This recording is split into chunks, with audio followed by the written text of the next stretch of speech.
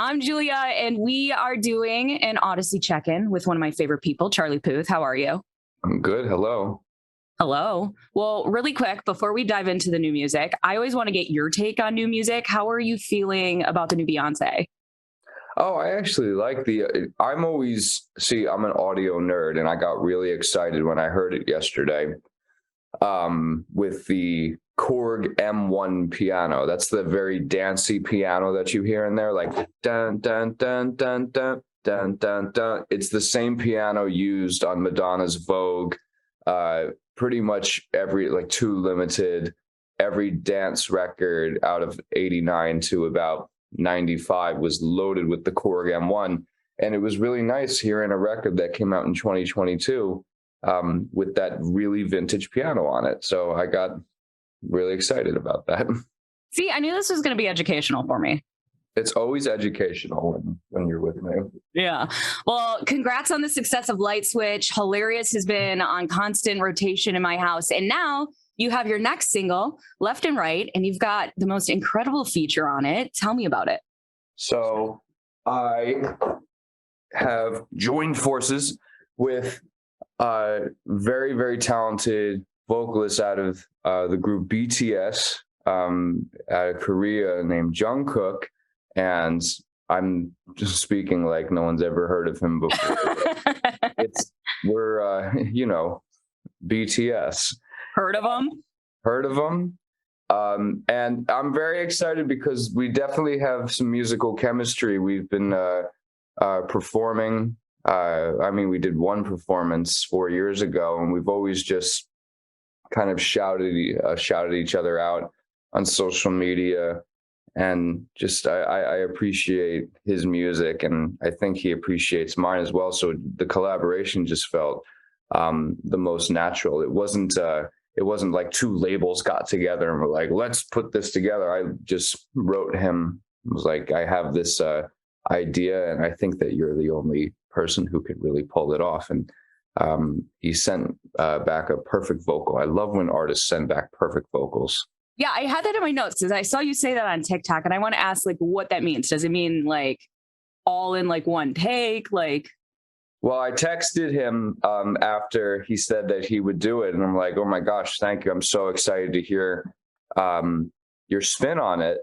And he said, thank you so much for sending it along. I'm paraphrasing. Thanks so much for sending. I'm going to go practice it now. I'm like, oh, wow. He's not just going to go, record it and do a bunch of takes and let somebody else pick the takes. Like, he spent a week on it. I love that.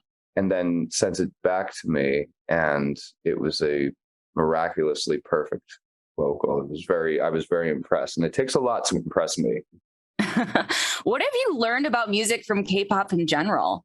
Like, I mean, they are just making so much noise because of how incredible they are. And, for somebody like you, who's such a music nerd, has there been anything you've learned from them? There's one thing that I've picked up on in particular, and I'm not saying that I'm an avid K-pop listener. I'm just starting to be. And there's a lot of, it's not so much about traditionalized song form, or like the verse has to be here, and now comes the pre-chorus, and here is the chorus. It's sometimes you have two verses, and sometimes you have a double chorus, and sometimes the second verse melody is completely different from the first verse melody. And sometimes the songs are even 7 minutes long because like a group like BTS, they have such a avid fan base that they just want to hear each individual member's personality on the record. And it's just kind of like a reminder. I already knew this, but it's just a reminder that you have to just put your personality into the music rather than just be so neurotic about like, oh, how long is the song? Are people going to want to hear this? Yeah, that is true. They do a good job of that. So is there going to be a music video along with this? There is going to be a music video along for this, and we might have filmed it already. Oh, is there anything you can tell us about it now, or do we just have to wait? Just wait like a day. Sure. Yeah. And by the time But this interview's out, it'll be here probably. it'll definitely be out. I'm pretty certain that you can actually just Google it right now and it'll come up. But it's a very different music video from anything that I ever have done. We worked on it with Drew Kirsch, who's done videos for like Taylor Swift and put her in very interesting light. So I was super excited to work with him on this. And there's a lot of these angles, like bird's eye view, zoom ins. Like it reminds me, I was very inspired by the Bop music video by Hanson. Those camera angles, it's a lot of that. And Okay. I'm very bad at describing things that aren't music notes. I understood it from the Bop reference. Huh? Like when he puts his hand in the water and sees the water drip off his fingers. It's like weird angles like that. And you see Jungkook in a really interesting light as well. He killed it. We were having fun. We were having so much fun. Did you guys have to shoot it from a distance or were you able to get in the same room? No, same room. Oh, that's awesome. We just happened to be at the same place at the same time. There was we were both standing on this little spinny circle thing you'll see in the video, and it was very hard for us to keep balance because it looks like a big circle, but it was actually tiny. And he and I kept like tripping over each other. And then at one point we were like, let's just lay on each other and do a take where the camera's here and see what that would look like. That's fun. So the album is done, right? No going back? Yeah, yeah, no going back. The album is done, and I'm always gonna annoy everybody and do a couple things last minute, but it's done. And it's named Charlie. Yes. Why did you decide to just go with that? Because it was originally going to be called Conversations with Myself, because it's just, if I wrote every song by having a conversation in my own head with myself, or talking to myself, but it felt like too on the nose, like button up tie, like smoking a cigarette next to a piano kind of sounding. So, what's wrong with that? No, there's nothing wrong with it. It just didn't feel like the vibe. Yeah, sure.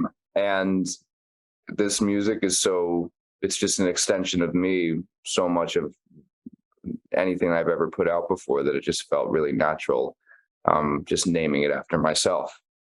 I like that. As always, is there anything, or not even is there anything? I know there is. What's the weirdest thing you slid into the production out of anything on the album? Ooh. Besides a light switch, because we know that.